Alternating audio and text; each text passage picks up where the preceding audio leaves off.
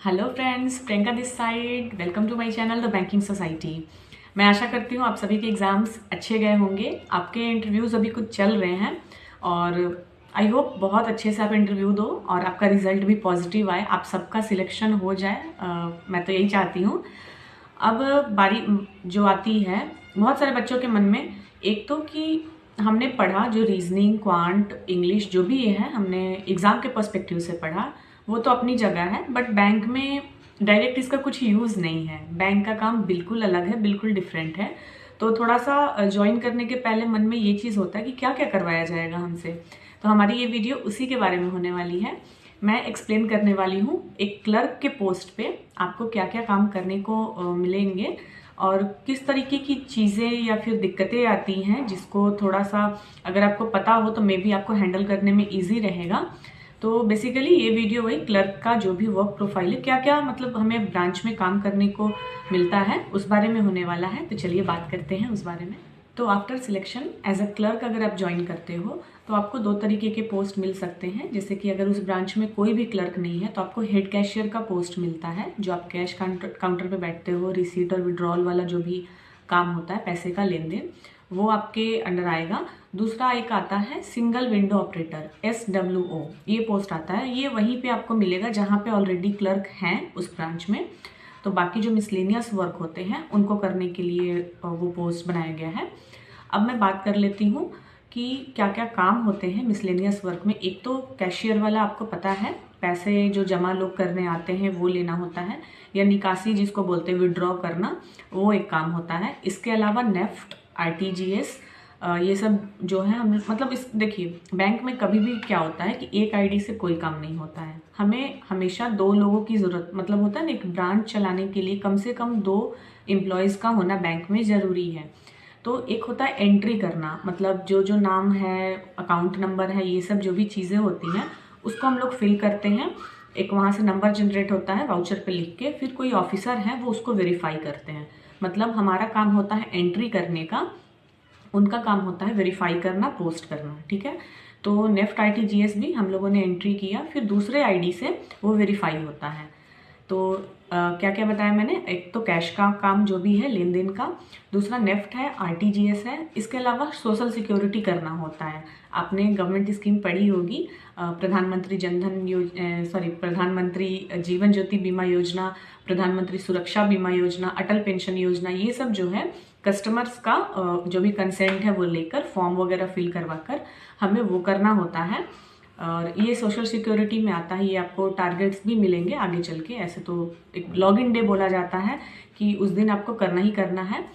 तो ये सब चीज़ें बैंक में आने के बाद आपको अच्छे से ज़्यादा समझ में आएंगी। मैं अभी बस ये वीडियो कॉम्पैक्ट थोड़ा रखने वाली हूँ, काम क्या है और किस तरीके से हम उसको मतलब समझते हैं कि क्या क्या हम लोगों को करना है बैंक में आने के बाद।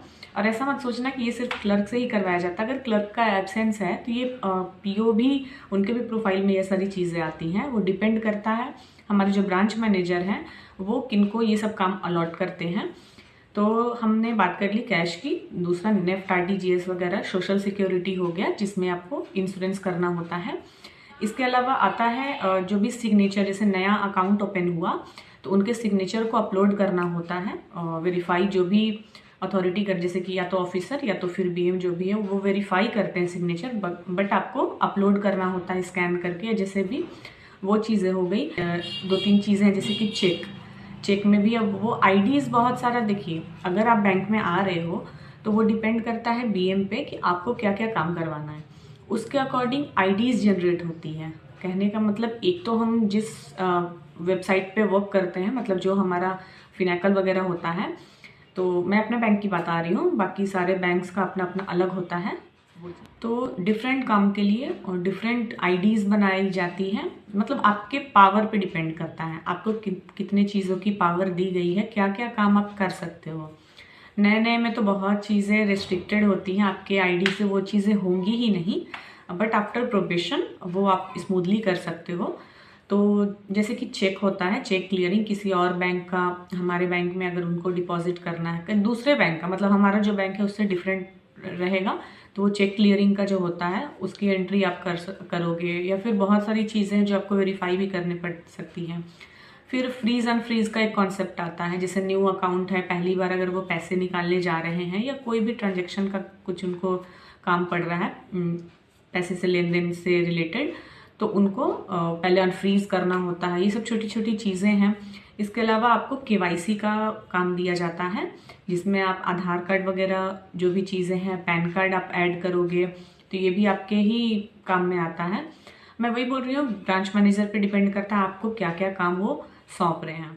इसके अलावा भी कुछ और मिसलेनियस वर्क होते हैं, जैसे कि पासबुक जो होता है उसको प्रिंट करना। इसके अलावा जो मैंने डोरमेंट की बात करी थी कि जो अकाउंट इनऑपरेटिव हो जाते हैं उनको वापस से एक्टिव करना, उसमें बाकी चीज़ें आप ही करते हो, बट वेरीफाई वो ब्रांच मैनेजर के थ्रू होता है दोबारा जब अकाउंट ओपन होता है। तो जितना एंट्री लेवल का काम है ये सब क्लर्क का होता है। इसके अलावा भी मतलब मल्टीपल वर्क्स हैं, इसको ऐसे डिफाइन करना, क्योंकि टाइम टू टाइम वो डिफरेंट होते जाता है नीड के अकॉर्डिंग। जैसे कस्टमर कोई आया, उनको आधार लिंक करवाना है। आधार लिंक इन द सेंस की जो आधार इनेबल पेमेंट सिस्टम आपने पढ़ा होगा, AEPS, वो चीज़ होती है इसमें। और उसमें बायोमेट्रिक के थ्रू वो लोग जो पैसे वगैरह निकालना या जमा करते हैं, जैसे उस चीज़ के लिए, तो उसका भी कुछ कुछ इसमें है। इसके अलावा आप चेकबुक इशू, जो आप चेक होता है ना बैंक में जो चेक दिए जाते हैं वो इशू करना, ATM कार्ड वगैरह इशू करना, तो जितने भी आपको मिसलेनियस और भी जो भी चीज़ें दिखती हैं वो क्लर्क का ही काम होता है। और उनके एब्सेंस में ऑफिसर्स करते हैं, या फिर वो जैसा कि मैंने बताया कि 2 IDs होनी ज़रूरी है। चेकर और मेकर का कॉन्सेप्ट चलता है बैंक में। इसके अलावा बाकी जो डिटेल्स वगैरह होती है, कुछ किन्हीं का कुछ भी गड़बड़ हो गया है नाम में या जो भी इस तरीके की चीज़ें होती है, वो सब भी सुधारना वगैरह। तो कुल मिला के बहुत सारा काम है ऐसा जो क्लर्क को करना होता है। बट वही बात है, ये मिसलेनियस वर्क है। हेड कैशियर जो होते हैं उनको कैश का सब कुछ संभालना होता है, और रजिस्टर्स होते हैं बहुत तरीके के, वो आपको आने के बाद समझ में आएगा। वो रजिस्टर्स मेंटेन आपको करना होता है।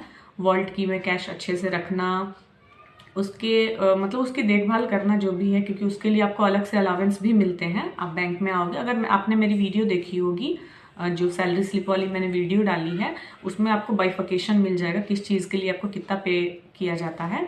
तो उसमें भी आपको जैसा कि हेड कैशियर होते हैं तो उनको कैश संभालना होता है, थोड़ा रिस्की भी काम है, इसलिए उनको थोड़ा सा अलावेंस भी मिलता है एक्स्ट्रा। इसके अलावा बहुत सारी चीज़ें हैं जो काम मिलेंगे आपको, लेकिन मेनली मैंने जो बताया मेनली यही काम है। पहले तो अकाउंट भी जो था मैनुअली अगर ओपन आपके ब्रांच में होता है तो उसके लिए भी आपको कस्टमर ID बनानी होगी, अकाउंट ओपन करना होगा, FD RD ये सब आप आओगे तो सबका स्कीम कोड जैसा कुछ होता है मेन्यू, सब आपको धीरे धीरे प्रैक्टिस में आएगा तो सब आपको याद होते जाएगा, ज़्यादा कुछ ऐसा लोड लेने की ज़रूरत नहीं है।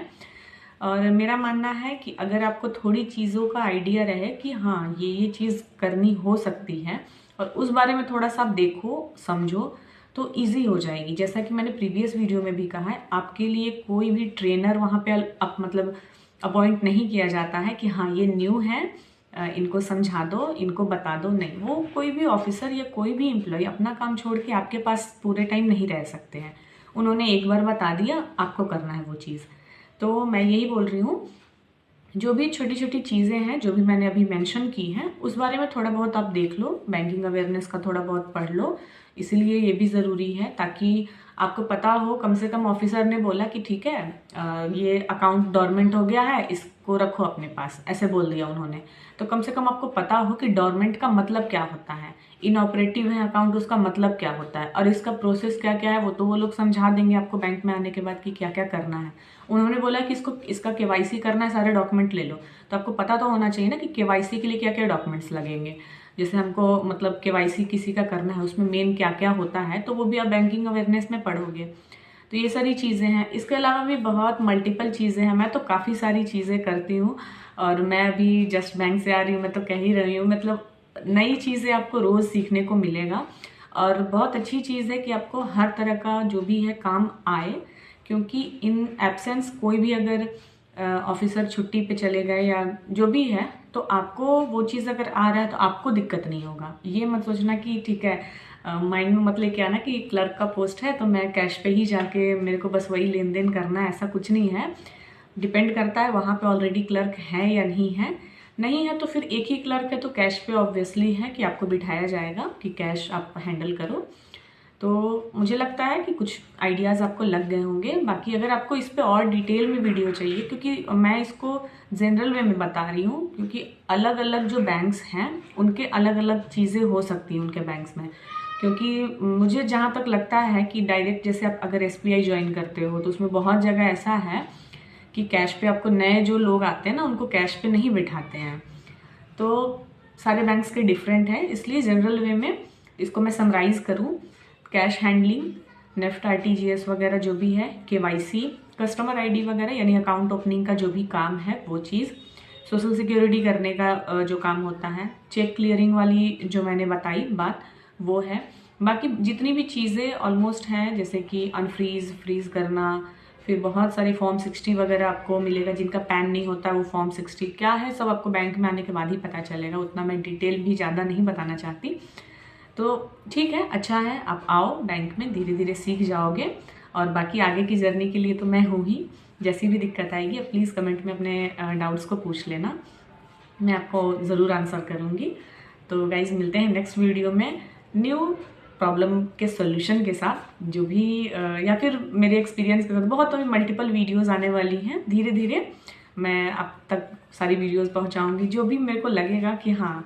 अभी जैसे कि कुछ टाइम में मैं जस्ट DV का भी, अभी RRB जिनका हो गया है, PO का इंटरव्यू ख़त्म हो जाएगा, क्लर्क तो हो चुका है, तो DV वाली भी प्रॉब्लम आती है कि कौन कौन सा डॉक्यूमेंट लेके जाना है या प्रोसेस क्या है, मैं उसको पूरे डिटेल में बताऊंगी।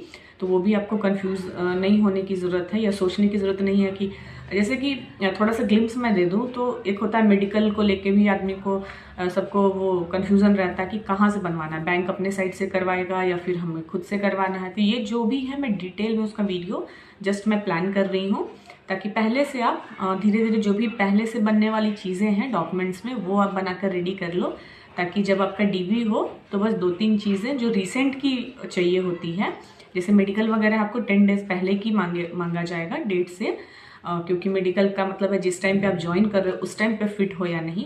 और बाकी जो चीज़ें हैं वो तो थोड़ी पहले की भी चलेंगी, तो जो जो अभी आपके पास नहीं है वो आप बनवा लो, इसलिए मैं उसको जल्दी ही पोस्ट कर दूँगी। और जल्दी ही मिलते हैं अपने नेक्स्ट वीडियो के साथ, तब तक चैनल पे बने रहना और चैनल को प्लीज़ शेयर करना लोगों के साथ जो भी आपके बैंकिंग ग्रुप में हैं, ताकि मुझे मोटिवेशन मिले।